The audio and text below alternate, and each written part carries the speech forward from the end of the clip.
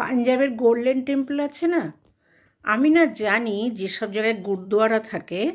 তোমরা ভাববে হঠাৎ গোল্ডেন টেম্পল নিয়ে কথা বলতে শুরু করলাম কেন। আমি একবার দিল্লিতে গেছিলাম, মেয়ের সঙ্গে গুরুদুয়ারায় দেখেছি নিত্য মানে প্রতিদিন খুব অনেক দুস্থ মানুষকে ওরা খাওয়ায়। কীভাবে খায়, তারা খুব দুস্থ, তাদের খাওয়ার প্রয়োজন আছে। কি সুন্দর খাওয়াচ্ছিল, আমি না আমার এত ভালো লেগেছিল।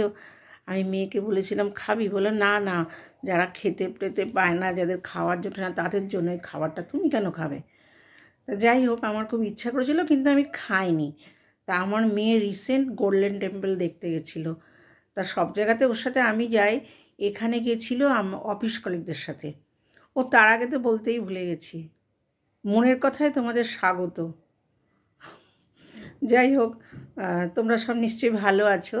তো এবার গোল্ডেন টেম্পলে গেছিলো, আমাকে না ও অফিস কলিগদের সাথে গেছিলো, ওই জন্য আমি আর যাইনি।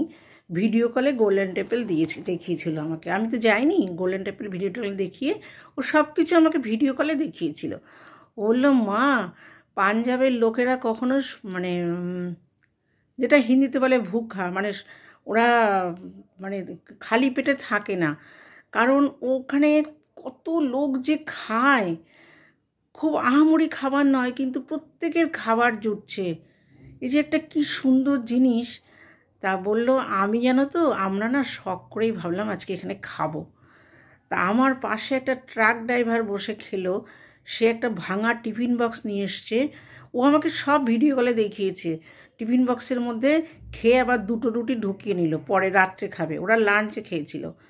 বলে খেলাম, খুব মানে খারাপ না, মানে খাওয়া যাবে না এমন নয়, কিন্তু খুব যে একবারে আহামরি তা না। বলছে আমার খেয়ে এত খারাপ লাগলো যে এদের খাবারগুলো আমি খেয়ে নিলাম, আমার তো হোটেলে খাবার আছেই। তারপরে ও বললো আমি 200 টাকা ওখানে ডোনেট করলাম।